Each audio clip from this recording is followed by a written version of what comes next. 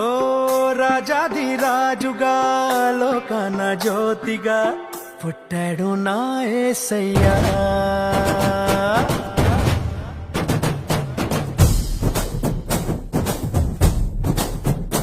ఓ రాజాధిరాజుగా లోకాన జ్యోతిగా పుట్టాడు నా యేసయ్యా.